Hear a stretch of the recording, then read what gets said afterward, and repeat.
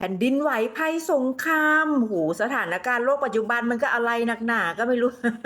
ปงๆแปงๆอยู่ทุกคนนี่เราซื้อวิทยุพกพาตอนนั้นแผ่นดินไหวนะมันไม่มีอินเทอร์เน็ตไม่มีไฟฟ้าหลงไปหมดไม่รู้จะฟังข่าวจากทางไหนเราก็เลยเลือกซื้อวิทยุพกพาแบบที่ใช้ถ่านเรายังตุนถ่านได้หน่อยหนึ่งใช่ไหมล่ะใช้ถ่าน 2A 2 ก้อนนะคะวิทยุพกพาแค่ปุ่มหมุนเปิดปิดเท่านั้นแหละค่ะทุกคนนี่ง่ายๆเล็กกระทัดรัดนะคะ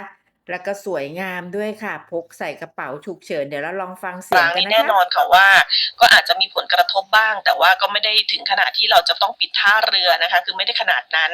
ซึ่งทางการท่าเรือแห่งประเทศไทยมีการเปิดเผยนะคะว่าจากสถานการณ์ความขัดแย้งระหว่างสหรัฐอเมริกาเสียงดังฟังชัดนะคะทุกคนนี่ไม่ซับซ้อนมีปุ่มหมุนเปิดปิดมีเสาอากาศนะคะมีรูเสียบให้ใส่หูฟังด้วยนะคะใช้ถ่าน 2A 2 ก้อนค่ะประหยัดถ่านด้วยนะคะเดี๋ยวเราปักตะกร้าไว้นะคะทุกคน